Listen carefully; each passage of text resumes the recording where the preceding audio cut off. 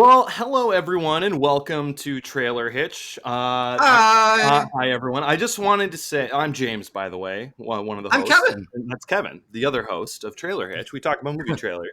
I just wanted to say I hope you guys are ready for like a really exciting episode because DC FanDome event happened like 2 weeks ago. Am I right? So everyone must still be talking about all the exciting DC FanDome trailers that came out. Am I right? And people are still chatting about it. People cannot stop talking about it. Am I right?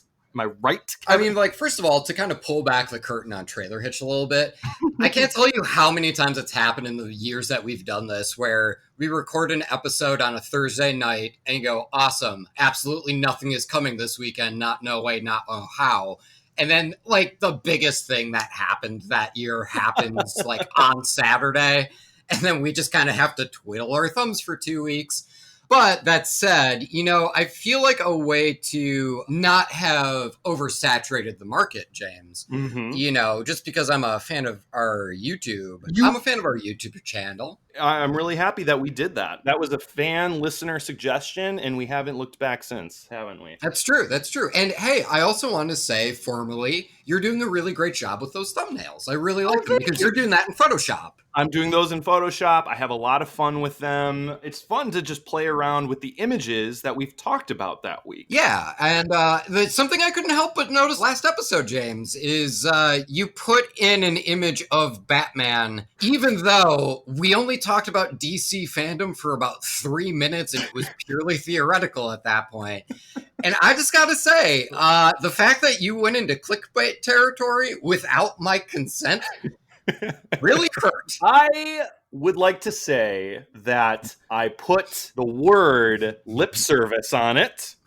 So we're technically in the clear. But no, Kevin, I am not above stooping to clickbait. Kevin was editing the last episode, and I'm like, God, I hope he doesn't cut out the part where we tease the DC. This image will make no sense. I will straight up lie to people. Yeah, that would have been worse. Admittedly, that would have been significantly worse. I'm comfortable in my gray area that I'm in right now. I have done it before, Kevin. You haven't complained about it yet, but I see where the line is now. I see where the line is. Yeah, the line, James, was the biggest trailer that's come out so far this year. That is the line.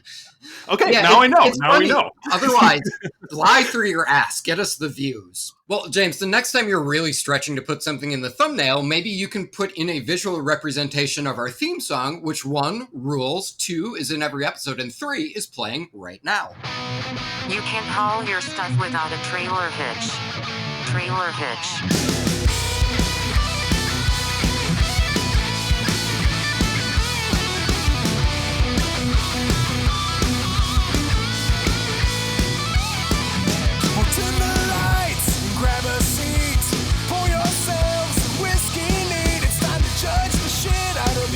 Releases by the movie trailers. We're Trailer Hitch. This movie might totally suck, but the whiskey sure is going down fine. Yeah, we're Trailer Hitch. How would you even do a visual representation of our theme song? Listen, if you didn't go into clickbait territory, you wouldn't have gotten yourself in this mess. I wish you the best of luck, James. Hi, welcome to Trailer Hitch, everybody. I'm Kevin. Wow. Hi, everyone. I am dumbfounded that I am being left out to dry. I'm going to figure it out. And you know what? Eagle Ear and I, listeners, will notice in the visual my little nod to the theme song. I haven't figured it out yet, and I will cut this out of the episode if I don't. You can't. Please promise me that if you don't figure it out, please have this be the post-credits scene. Well, welcome to Trailer Hitch, everyone. I am not just dumbfounded. I am also James, the co-host of this show, and we got some movie trailers to talk about, right, Kevin? Yeah, we certainly do. We are a movie trailer review podcast. We rate them on a scale of need to see more, or never need to see. If James and I both give a trailer a need to see rating, we celebrate, then go see the movie, report back to you guys in a segment called Trailer in the Rear View, in which we review the film and talk about the trailer in retrospect and see how both of them stack up against each other. Now, sure, the go and see the movie is a much shorter walk now. It's just to our couches instead of the theaters. James and I are both in the LA area. Theaters aren't open here. So all of you people who are seeing Tenet, I'm so happy for you. What? I'm not bitter. What? No, what? Us better never. Of course not. And we're not bitter because we have plenty to talk about tonight, James, because there are so many trailers. Because yes, as it turns out, DC FanDome came and it went. And we assumed that it'd be a ghost town. But nope, we got actually 3 pretty big trailers. We do also have a featurette because Comic-Con apparently started this trend. I guess this is a thing we do now. So we will also be talking about the Suicide Squad featurette. But because you're all probably sitting back and thinking, y'all, this was so August. Why are you even bothering?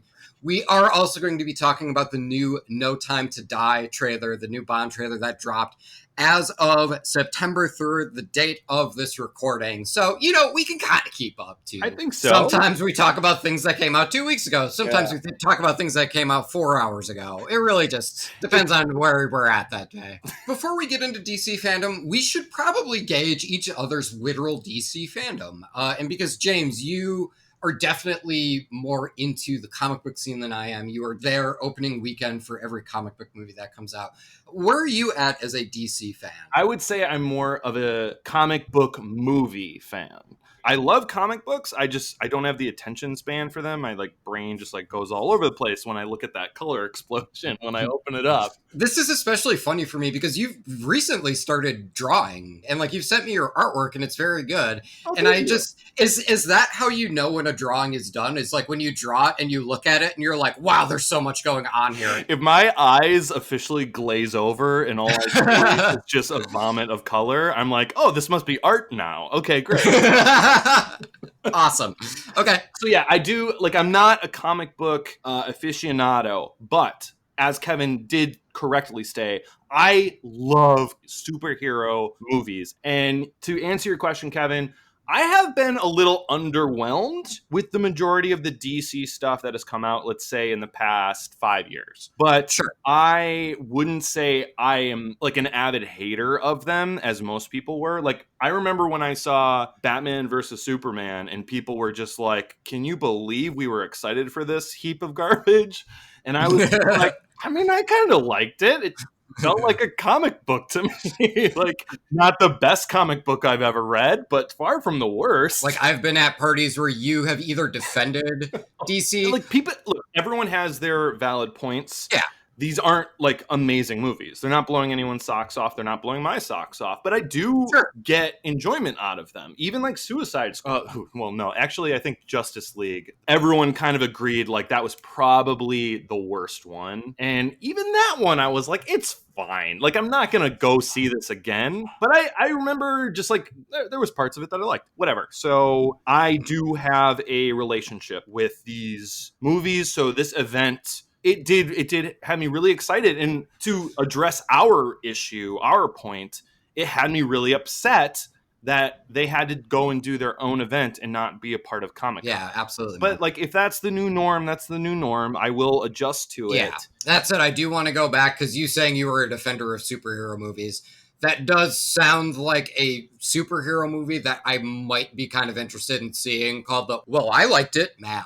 I think I would actually see the origin story of that, of just him coming out of Batman Forever and people being oh, I didn't really like that one that much. And then he's little kid just being well, I liked it. Yeah. Someone just be oh, that's just because you don't understand cinema or some bullshit. Yeah. The main villain is a hipster.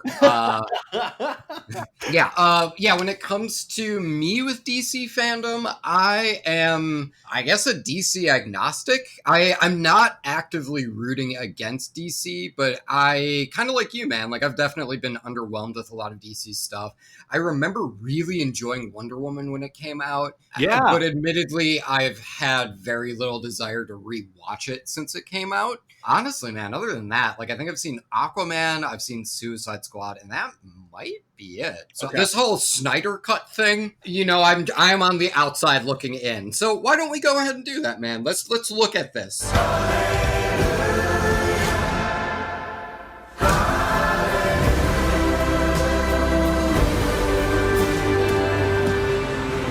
guy's probably fought hundreds of thousands of other super beings on the other planets he's destroyed, right? I don't care how many demons he's fought and how many hells. He's never fought us. Not us united. James, my friend, the Snyder Cut hasn't had to deal with Trailer Hitch united, so let's give it a go. All right, so this is the Zack Snyder Cut of the Justice League. For those not in the know, Zack Snyder directed Justice League. This would have been a few years ago. Unfortunately, had to leave the project about halfway through due to personal circumstances. Joss Whedon stepped in, finished the movie, and the movie came out. People, as James had mentioned, were less than whelmed. And among those was Zack Snyder, who basically was sitting, presumably in the back of the theater, arms folded, saying, I would have fucking done better. And so this is his shot. This is him seeing if he could do better. This is the Zack Snyder Cut. This will be premiering exclusively on HBO Max. This is our first trailer. Now, this is a really interesting first for us because I'm pretty sure this is the first time we've reviewed a trailer for a movie that had come out 3 years prior. However, this is technically different, so there is grounds for us to talk about. You know what else is insane about this, Kevin, is how long this movie has kind of like been out there. It was being made way before our podcast started. We talked about it, all of the Zack Snyder drama and or personal stuff, because it sounds like it was a mixture of both happened. They got in Joss Whedon and they spat out another trailer, and everyone was already like, this trailer is way different. They added like a lot of like weird jokes in it. They changed the color temperature of everything to make it less dark. Everything you're saying, I'm just like picturing the steam coming out of Zack Snyder's ears when he's in the theater. Well, it's like virtually doing everything possible to not make it a Zack Snyder movie. Exactly. And then cut to 2 years ago-ish, like right about now, people are now like, holy shit, there's a lot of shit that was going down on set with Joss Whedon. Like maybe he's kind of a shit dude. We don't know. There's an investigation going on. I don't know if you've heard any of this, Kevin, but it's pretty I sure did. And Warner Brothers was basically like, hey, there's like this hashtag going around, release the Snyder Cut of Justice League. So that's pretty wild. That's pretty interesting. And like Kevin said, this is very much a first for us. Yeah, definitely. So the interesting thing about this trailer is, you know, like we talk about a lot of stuff where it's like, oh, there's a lot of fan service in this trailer. This is a trailer where it's like, well, yeah, this is pretty much exclusively fan service. It sort of has to be. Certainly based on the response, it feels like hit those buttons. But I should be asking you because you've actually seen the movie and you are among the few that didn't outright loathe it. How are you feeling right now based off of this? Okay. The trailer started and I was like, oh God, not this sad Alleluia song again, right? But then the trailer kept going and going and going. And like by the end of the 2 minutes, I was like, this grew on me because I respected them going all in with that song. Oh, yeah. Like until the end button where Ben Affleck as Bruce Wayne says, we're united. So until that, it was just the Hallelujah song as the only audio. Yeah. For 2 minutes straight. Talk about going all in. And I respected that. Yeah. The trailer is edited very well to that song. They definitely make the most of that juxtaposition. And a testament to that is there's already been fan-made edits of other movie franchises with this song in it. Someone recut the Avengers Endgame like footage to this song. James, hold on to your hat. Get ready. We're going to get like 5 million views on YouTube. Are you ready? We should take the Hallelujah song and cut it to the B movie. Why the B movie, Kevin? I'm trying to think of like what's the goofiest movie. As a society, we almost got to the point where we were able to forget the B movie, and you just had to drag it back into. I was just going for a goofy movie. Which, speaking of, how about this instead? We take a goofy movie and then we cut it to Leonard Cohen's Hallelujah. Infinitely a better idea. I already have like 3 montage ideas for that. Anyway, so they double down on, they go all in with this song. And I just think in addition to it being bold, it felt also like sort of like a good subliminal statement that was basically saying like, hey, love it or hate it, we are not getting cold feet this time on Snyder's dark and brooding vision. And we're not going to get someone to like come in and yuck it up with like weird, out of place jokes that don't fit the aesthetic of what Zack Snyder set up. I think it was putting its foot down. Yeah, absolutely. And I will say that Zack Snyder is like one of the, and I don't mean this as an insult at all, but he is one of the easiest directors to make a good trailer out of, just because he has such a distinct visual style that like really emphasizes color and composition. It just works in a trailer. And like you said, that's not a slight. No. Because that means his movies always look good. It's not like you see the trailer and it's like, oh man, all those shots were clearly just used in the trailer. No, the whole movie looks like that. Now, you can say what you will about his storytelling. And many have, yeah. And many have. But you know what I'm going to focus on? He's from Wisconsin, and he sounds like everyone really likes working with him because he's a nice guy, which I fucking love that. So there you go. I completely agree, man. Yeah, like from a visual standpoint, like he very much knows what he's doing. Yeah, I definitely have my notes from like a storytelling perspective, but you know, again, like when it's a trailer, one that is going, I would go ahead and call this an atmospheric trailer because we don't necessarily get a plot, but it also makes sense we don't get a plot because, well, I mean, you could just watch the goddamn movie. It's out. Like you can see the first cut of it.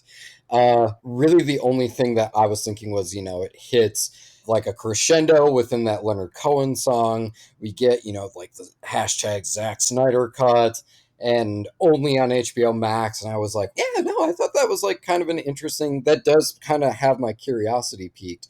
And then all of a sudden I was like, oh, what the fuck? Someone's talking right now. And then we do get that little bit at the end with the Flash being like, I don't know about this one, Hove. And then Batman is just kind of like, we all have to be united. Yeah. He says it more dark and brooding than I just did. But I appreciate the sentiment of those bits of dialogue. I appreciate the sentiment of that line. And that's nice.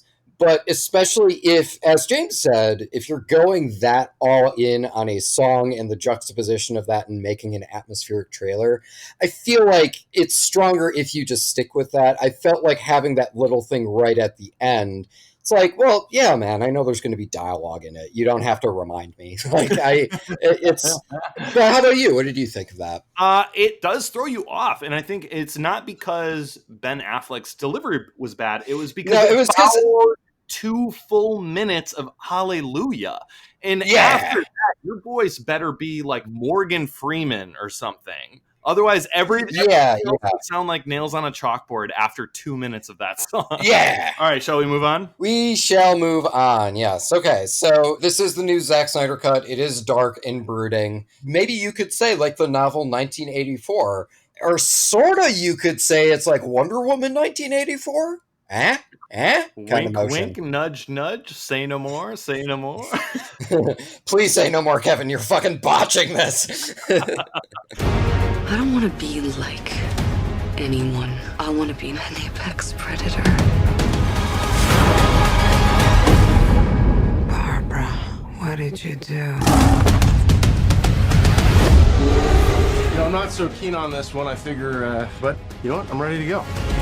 I think we can do better. Parachute pants? Yeah. Does everybody parachute now? Yeah, everything felt dark and brooding, including your lead-in with the 1984 reference, until we watched this trailer, and it's just like, no, poppy 80s stuff. How about that? Yeah, man, and I will just say right out the gate, I fucking love the beginning of this trailer so much. Because the beginning slaps in this trailer. Yeah, because it juxtaposes her as a child, so she's Wonder Child, I guess. You juxtapose Wonder Child with Wonder Woman running, then we suddenly see Wonder Woman yeet off into the sky, and then she rides the fucking lightning. And even though we saw her riding lightning in the last trailer, it's cool enough to mention again. It says something that, like, that was one of the things at the end of the trailer last time, and this time you're like, you put it up front and center. Everyone saw it already. They know it's badass. Let's start off with that, you know? Yeah. So I absolutely love the 80s aesthetic. And how are you feeling about Kristen Wiig as a supervillain? You know, the first trailer we saw, she was hinted at as like the villain, but every time she talked or we saw her, it was mostly played for comedic effect in that first trailer. Yeah. I honestly, it's like I remember her in that first trailer, but not concretely. So I watched this trailer and was like, oh, she's like the villain. Holy shit. Yeah. Well, the first trailer focuses on her being geeky but charming, and she strikes up a friendship with Diana and yada yada. But then you can see her be very stylish later, and it's like, she's going to have an interesting arc here, probably villainous. Yes. But there was a lot of humor in that first trailer with her. This trailer, none. No humor was... all frowns from Kristen Wiig. Yeah, yep. No humor landed on Kristen Wiig's cheetah's shoulders. All that landed on Chris Pine in this trailer. Pretty much, yeah. And I will say, like, I'm still a little bit thrown off by Chris Pine's presence because, again, how the fuck did he get to 1984? Like, which they're saving for the movie, but you're right. It's like, you know that it's such a blasé explanation as to how he's there and not dead because you know the characters move on so quickly. So it's 100%. That's a great point. There's like a brief like, oh my God, Steve, how are you here? And then the trailer just is like, and then he explains how he's there somehow, and then they've moved on, and now they're having a dressing montage. You'll never believe us. After you left Wonder Woman, I went back to work in New York, and I worked in a pickle factory, and then I fell into some brine right as they were closing the factory, and then 100 years went by, and here I am. I'm Chris Pine. Wait a second. You're stealing that from another movie. I'm pitching a tie-in that I think would be a great addition to the DC canon. Yeah, so I just wanted to say, I did like the serious take on Kristen Wiig's character. I think that's a side of her I have not seen before. Just like badass superhero villain that's not just yucking it up. It was just unexpected because after that first trailer, it was like, oh, you got her for her comedy chops, you know? I'm assuming it's how everyone felt the first time they saw like a trailer for a 1 hour photo where it's like, what are you doing?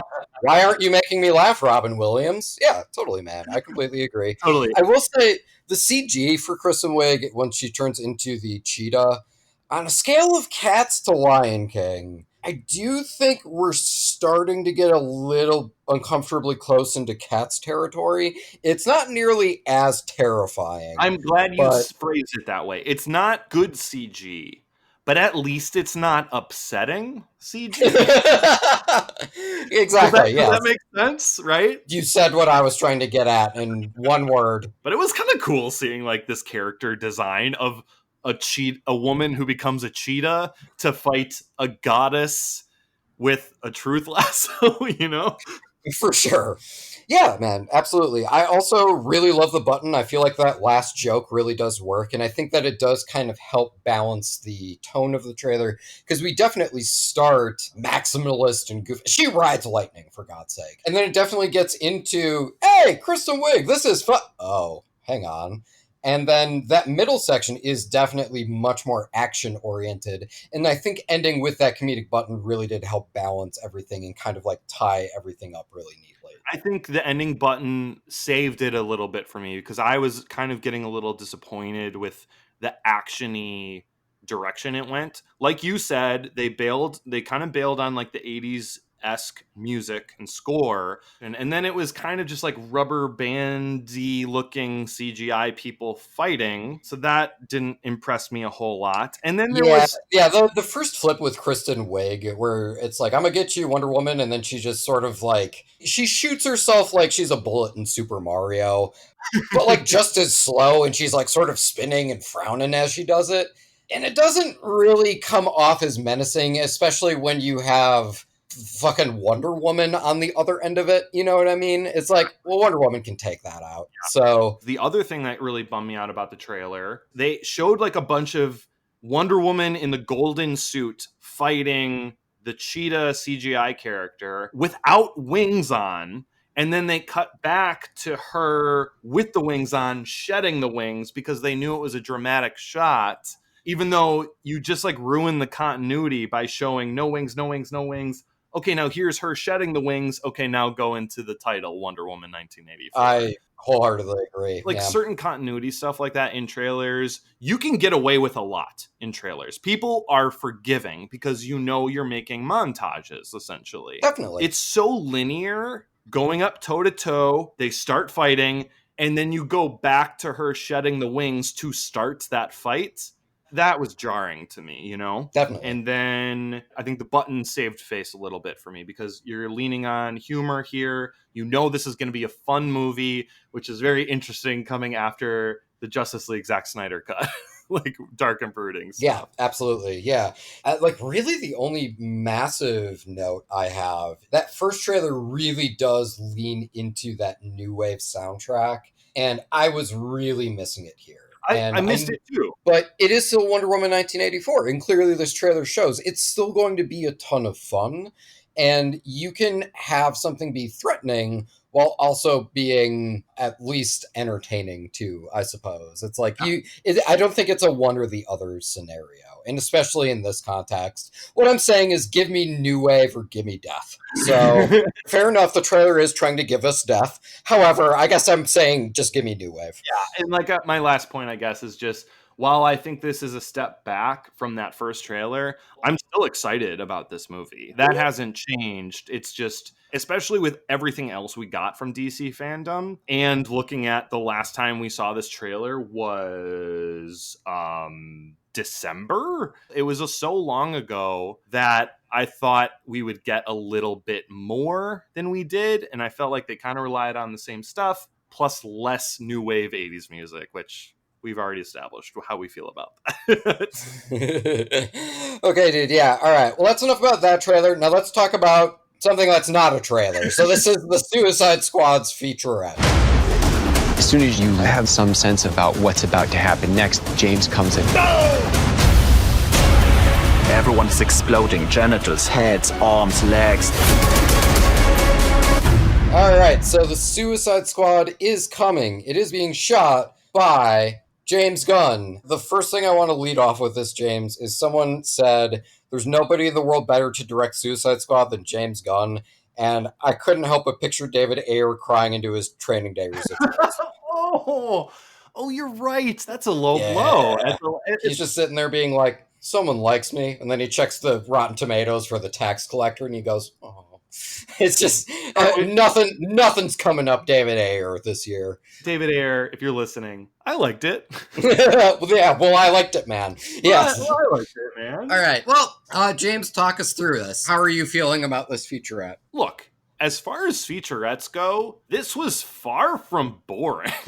Oh, yeah. It was entertaining. Like, and it's short, too.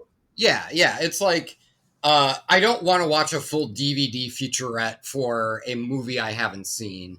And it was just enough to kind of get people excited for James Gunn. I think the worst thing I could have said about the original Suicide Squad movie is, this is just them trying to do Guardians of the Galaxy. And if you're going to do another one, they actually have the guy who did Guardians of the Galaxy. All right, well, yeah, that definitely makes sense. And again, no bones against David Ayer, but yeah, he would probably be a lot of people's first choice then. Yeah. You're getting people excited about that. You're getting people excited for the cast while also saying, but don't get too attached. Wink, wink, wink. And it's like, well, we all know Margot Robbie's making it. Well, and you're right, Margot Robbie will make it. But what I did like about this is versus, no offense, David Ayer, the first Suicide Squad movie is that team, I think, was only like 5 people. And just by looking at them and looking how much screen time they got in the trailer, you were like, okay, we know who's expendable in this whole group that's supposed to be expendable. But yeah, okay, really? I mean, it's Will Smith and Margot Robbie and like all these other people. They're not going to be the ones to die. It's going to be Slipknot. The nice thing about this is they throw so many fucking pieces of spaghetti at the wall to see what sticks. They're right, though. Outside of Margot Robbie, anyone and everyone else could die in this movie. Oh, yeah, no. I would put my entire bank account down on Nathan Fillion not making it past the hour mark. So I liked that aspect of it. They really focused on the action. Yeah. They described it as a 70s war movie mixed with a comic book movie. And that does sound like a really interesting combo. It sounds like an interesting combo, but what I also found was interesting was in the featurette, I did not get a 70s war movie vibe at all. I don't know if you did. Not really. I mean, like, they were showing Margot Robbie dodging explosions on what looked like a battlefield at that and moment. like some flamethrowers, I think, or rocket launchers and stuff. And I'm like, sure, but those kinds of things I think are in every superhero movie. So I think it is yet to be proven to me that they're really leaning into like a 70s war movie thing, which I think they're going for, like the Dirty Dozen type of thing, which makes sense for what the Suicide Squad is. Yeah, I mean, like, what it describes and what they are selling as the best aspects of the movie, it's like, yeah, on paper, that totally sounds good. And the fact that the cast sounds really excited.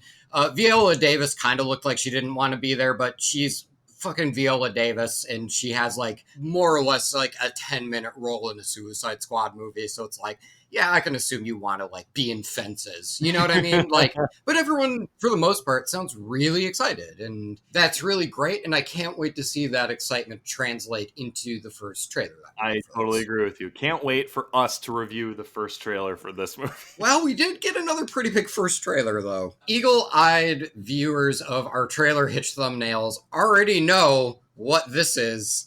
This is the Batman. Let's play a game, just me and you. Any of this mean anything to you? The hell are you supposed to be?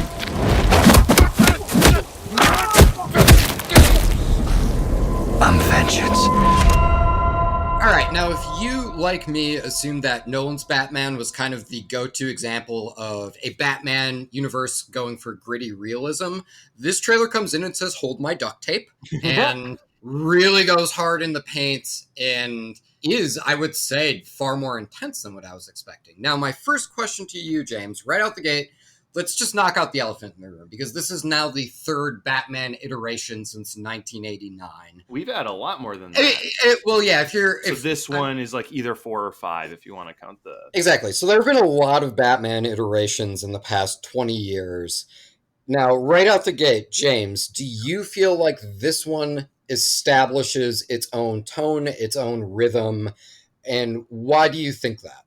The one aspect of those between tone and rhythm that I would say some people may question is the tone part. And a lot of people may say the tone is very similar to your Christopher Nolan Batman-verse. Though I don't think...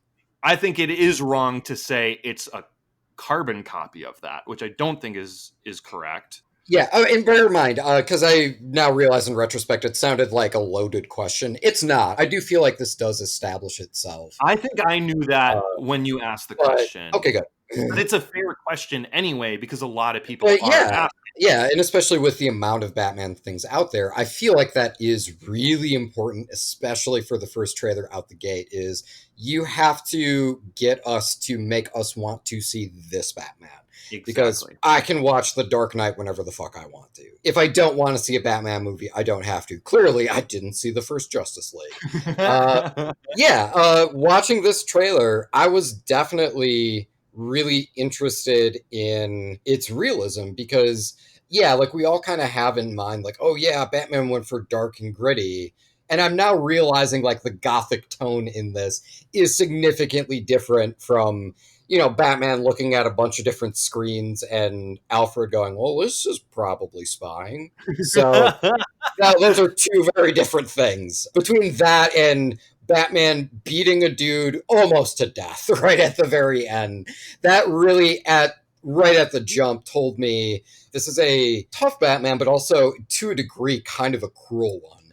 And likely probably a Batman and a Bruce Wayne that's still trying to figure out his own ethos. Mm-hmm. And that made me interested. I don't want to beat around the bush with it.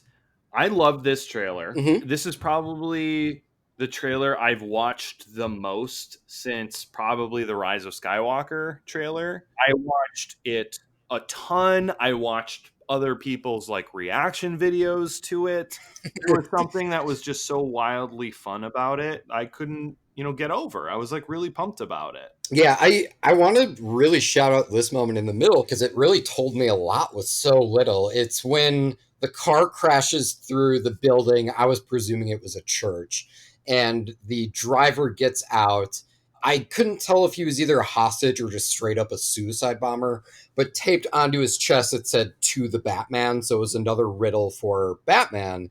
But then it reverse cuts, and it's Bruce Wayne not in costume. And I thought that was such a cool way to establish the threat and tension for this particular iteration of Batman, because he's not in costume. So in order for him to do anything and potentially save that guy, he has to out himself as Batman. So what are you going to do in this scenario? Like, I thought that was just such an interesting little moral quandary to throw at him, but I found it immediately really gripping and really visually stimulating too. I really loved the beginning too, where Batman just strolls into a crime scene. He's like there and he's clearly invited. And so like this Batman as a detective angle is going to be a part of this movie, and that's something that we just really haven't gotten before. And so that's really exciting. The Nirvana song was different. So when you were talking about the rhythm, I'm like, the rhythm was set by that song, and it's excellent. Yeah, and I was about to say, like, I commend them for not picking, like, Come As You Are. I commend them for not picking Heart-Shaped Box. Like, they kind of do dig deeper with Nirvana, so it's like, because otherwise, like, Nirvana is definitely a trailer trope. And beyond that, even when Kurt Cobain isn't singing, the music just fits it like it was movie score. The rhythm of the way the trailer was cut, it's just really, really good. It's like you said, the car scene is really good. We get some Catwoman. We get some Riddler. We get some other thugs. We get Penguin. Penguin. I didn't even know it was Penguin. To begin it's with. Penguin. And it, like you said, it kind of culminates to this complete ass beating that he gives this thug. I think is it ever? But the head bobbing acting after the thug falls over and Robert Pattinson goes in for more punches, that sells it. It's like his head just like bobbing up and down was selling the action, not his fists, which is awesome. It definitely sold the brutality of that. Now, I do want to go back, as you mentioned, we get some Catwoman in this trailer. We get some Penguin. We get some Riddler. I will say, you know, the beginning of the trailer definitely frames what's happening, like with those notes and duct tape and all that shit, as the Riddler's doing. Mm-hmm. We don't necessarily establish how the Penguin and Catwoman kind of factor into the proceedings. And when you're giving me three villains, like, three's a crowd, you know? I'll see Batman and Robin in that. There's a lot. Batman and Robin, I think, kickstarted it, but Spider-Man 3 was a crowd. Like the Amazing Spider-Man 2 was I mean, Spider-Man really has a problem with it, and so does Batman. For sure, yeah. I certainly have my hopes up, and I have some faith. Yeah. But especially within this trailer, I wasn't really too sure why I necessarily needed Catwoman and the Penguin in this trailer. I think what sets it apart, though, is it doesn't look like where Batman and Robin and Spider-Man stuff go wrong is they're like, it's a villain team-up movie. And like, oh, we both want to be solo bad guys, but it's like we both kind of want the same thing. We got to kill that hero guy, right? And then let's do it. Let's team up.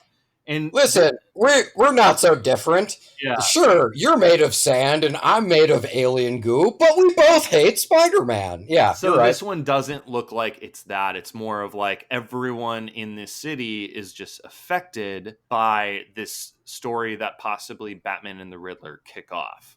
And maybe Penguin and the Riddler never meet in this movie. Maybe Catwoman, maybe it's just the events that kind of kickstart the meet cute of all these characters with Batman.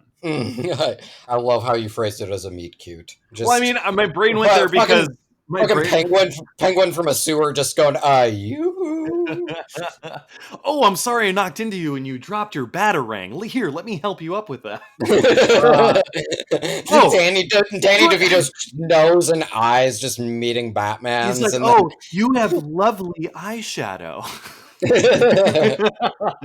So anyway, I think it'll be different. I think this trailer really set itself apart. Yeah, definitely. Okay, cool. Well, I mean, that's basically all of DC FanDome, and you all know that already.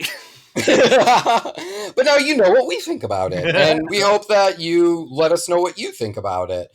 But not quite yet, because we don't have time for that. Frankly, we don't have time for a lot of things, especially No Time to Die. Well, Kevin, before we can not have time to die, there's one more thing we got to do. We got to rank those trailers real quick. Oh man, it's gonna be so hard to yes and this, man. I'm sorry. Yeah, you're right. We have no time to die. Fuck. God. Yeah, you're right. We have to rank them. Sorry. So in the spirit of where these trailers should have been revealed, which was Comic-Con, which is where we always rank all the trailers that come out, we will be ranking these, but we'll go quick because we want to get to the part where we don't have more time to die. I feel like, I feel like at this point now, if we're tunneling, we're somewhere in the inner core, but you give it a little bit. I feel like we can make it to China, buddy. We got this. Let's rank them off. We'll just do this round robin style. I'll give you my last place, and then we'll work our way up to first place. All Sounds good. I love it. My number 4 is the Suicide Squad featurette. My number 4, Suicide Squad featurette. I mean, it's not a trailer. By the default, it's last. But you know what? It was entertaining. I did appreciate it. But last of this group. Yeah. All right, number 3 for me is Zack Snyder's The Justice League. Number 3 for me is actually Wonder Woman. Believe it or not. Okay. But yes. Overall, I think I'm more excited for the movie Wonder Woman than seeing the Zack Snyder cut Justice League. But, what do you mean you don't want to spend 3 hours watching a movie you've already seen? Yeah. But I felt like the Wonder Woman trailer kind of hit on beats I've already seen before, plus the continuity error at the end. The Snyder cut one was more of a, hey, this is kind of different. Yeah. And I did appreciate its idiosyncrasies. I did think that the Hallelujah montage more or less ended up working. But again, like, you just have that hanger on right at the very end of the trailer. I feel like that kind of took me out of it. It did. And that is why Kevin's number 2 is... definitely Wonder Woman 1984. And my number 2 is definitely Zack Snyder cut of Justice League, which for reasons we both just explained already. Yeah, definitely. And, pretty much ditto for everything you said about Wonder Woman. So let's just say this at the same time. 1, 2, 3, it's the Batman! Batman. It's weird that they are just like stealing from James Gunn and adding the at the beginning. I think that's weird. Yeah, I know. That seems to be DC's new thing. It's just 2? No. You know what's cooler than 2? The. Well, and I'm such a grammar nerd that I feel like Justin Timberlake in The Social Network, where I'm like, no, just Batman. It's cleaner. But Batman's already taken, so I understand they're sort of caught between a rock and a hard place. Okay, do we have any time to die right now, James? We have a little time to die. Let's take this little time and just die. James Bond. We both eradicate people to make the world a better place. I just want to be a little tidier. You can imagine why I've come back to play. Harder to tell the good from bad, villains from heroes these days. If we don't do this, there will be nothing left to save.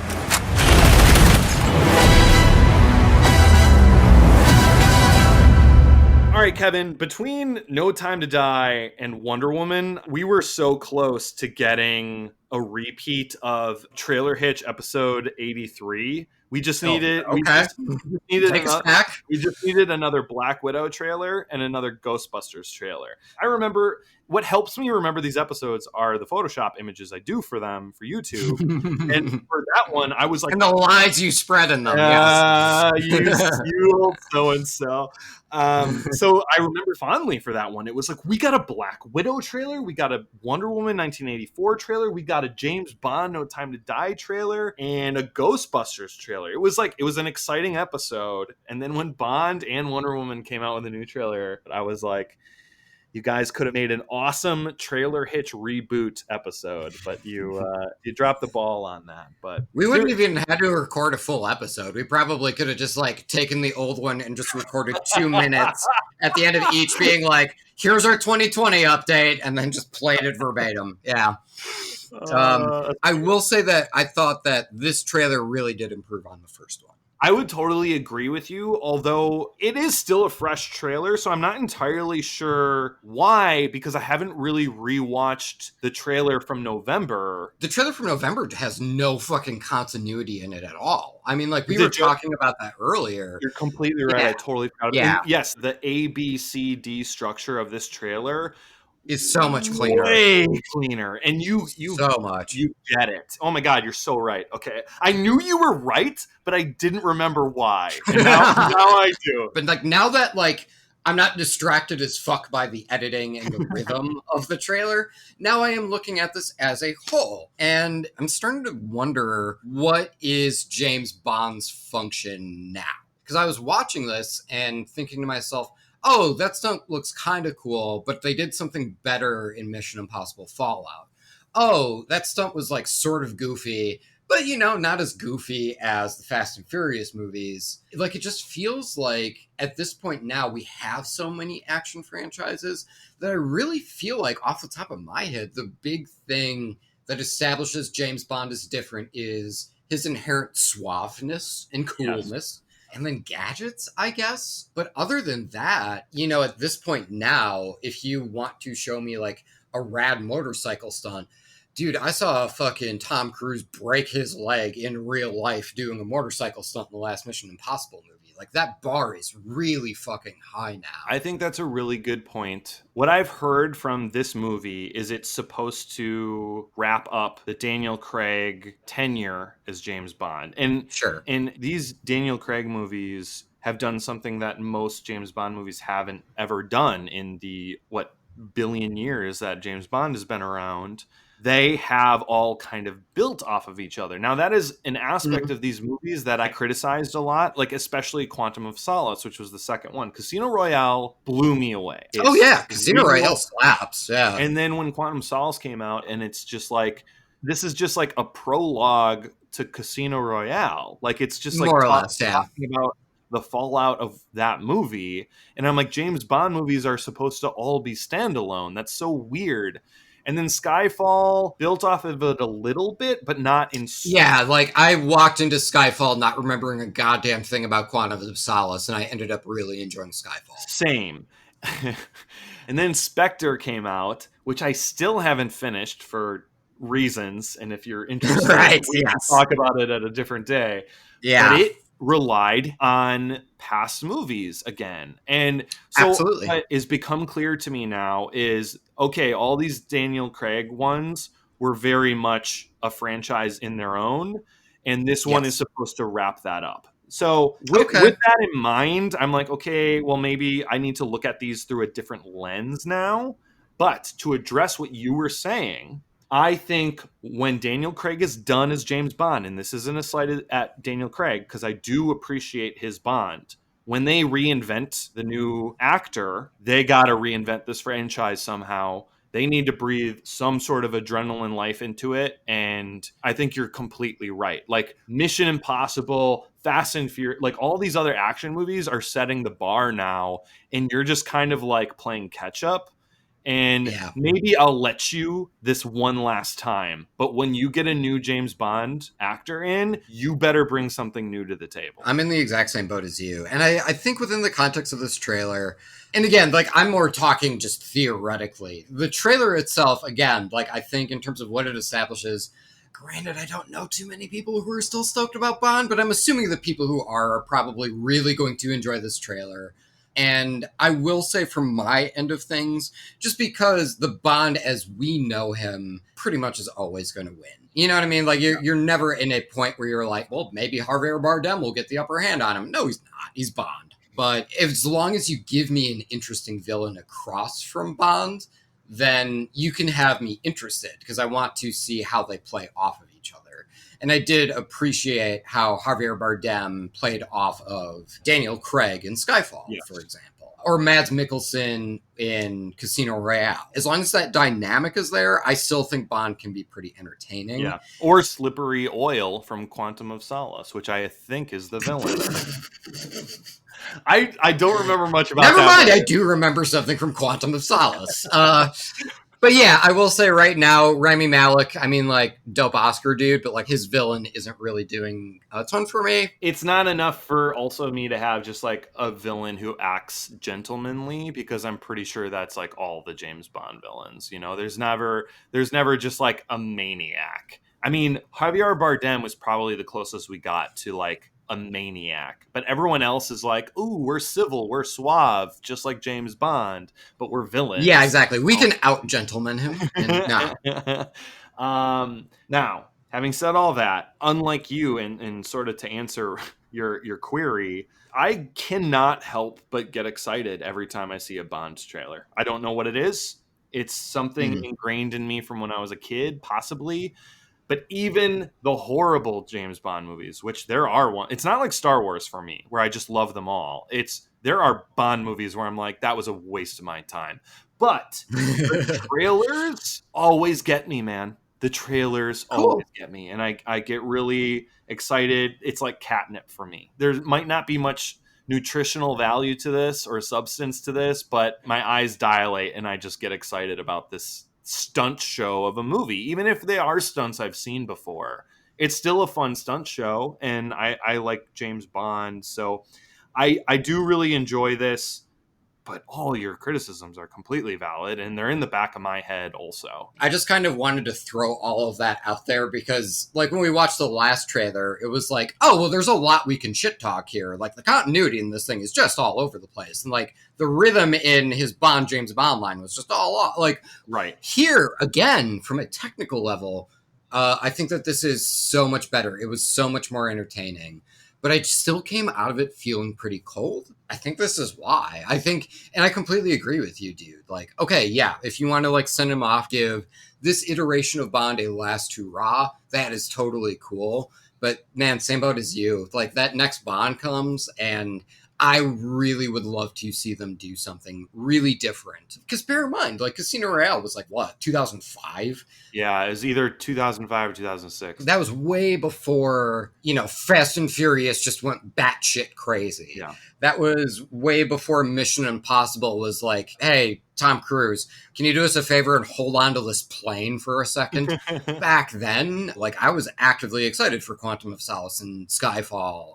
And I will say partly, like, this iteration of Bond did help raise that bar. But now other franchises have come and picked that bar up even higher. And I'm not trying to be, oh no, like the trailer's fine, but fuck all these things. I'm completely sold on how it is cut together. And I do think that this is a marked improvement. So because of that, I am going to bump up my never need to see to and need to see more for this trailer. But overall, Daniel Craig would have to turn and look me dead in the eye in a trailer and be like, Kevin, when you're hungover a few years from now, this is going to be on HBO and you're going to watch it. And I'm going to be like, yeah, you're absolutely right, Daniel. Now, based on the merit of how we rate these, that means it will never be a need to see for me. But there is a world where, like, yeah, I'll probably see this and hopefully I get some enjoyment out of it. But how about you, man? Yeah, I mean, for all the reasons you said, I want to give it a need to see more. But there's just this, like, instinctual thing deep inside me that just, like, still loves this no matter what. So it's at a need to see it for me. I can't help myself around Bond movies. I'd go weak in the knees for Bond, If I knew more Bond titles, I'd be able to play off of this. The only thing coming to mind is Moonraker, and go ahead and make that sound sexy. Well, which is the one with sharks where, like, there's, like, a pool of sharks and they Austin Powers Goldmember. Yeah, that's as close as I can get to, man. I was gonna be like, well, speaking of sharks, to segue us, but fuck it, we don't have to have clean segues all the time or most of the time or ever. Usually, yeah. So here's the deal, folks. We are taking off for this episode. Before we go, we did want to say thank you to the people who voted in the Twitter poll to choose which movie James and I will be watching, because we did goof, of course. We are going to be watching a movie whose trailer we gave a double never need to see to. Right. And based on your votes, y'all really want us to see Deep Blue Sea 3. And we will absolutely watch that movie. We will report back to y'all. We're not too sure yet when we're going to get there, but trust us, we're not missing that for the world. Yeah, and we'll see what Kevin thinks, but we might double that episode up with a review of Bill and Ted Face the Music, maybe, because I might be sure. That is actually playing at a drive-in movie theater. I might be so get the theater experience. That's right, and it looks I think that looks really fun. So yeah, absolutely. Well, as we're taking off, we do want to say to all those people again, thank you for voting in the poll, but also What do you think about stuff? I mean, like, ideally you'd be talking about trailers, but I don't know. You can just like hit me up and be like, this is how my week was if you want to. You can do that via email at trailerhitchmailbox@gmail.com. Otherwise, if you want to send us a message on Facebook or right on our wall, if you just search Trailer Hitch Podcast in Facebook, you should be able to find our page there. Otherwise, if you want to take a picture and send it to us, you can find us on Instagram at Trailer Hitch Podcast. Or if you want to tweet at us, that Twitter handle, once again, is at Trailer Hitch Pod. We do ask that you like all of those pages, subscribe to all of those pages, much like you would for, say, a YouTube channel. Speaking of, we're on YouTube. Just search Trailer Hitch Podcast there. Subscribe to us, like us, comment, do all the things. Helps us find more listeners. We do appreciate it. And speaking of helping us find more listeners, some of you might be listening to us on Apple Podcasts. And if you're not, why not listen to us there? Oh, is it because you have an Android? Don't worry about it. We're also on Stitcher. And if you're like, what about Spotify? That's a damn good question. I'm not sure why we don't have a Spotify. I'll check and see how easy it is for us to just throw it on there. And if I can throw it on there, I'll let you know. Otherwise, write into our social medias if you want us on Spotify. If that's actually a thing that people would like, hit me up. Otherwise, before we go, we would like to thank Danny Schmitz from Lost in a Name for the amazing intro song. We would also like to thank Rachel Ashley for the amazing cover art that you see on our various social medias. You can find her work at Mighty Creations on Instagram.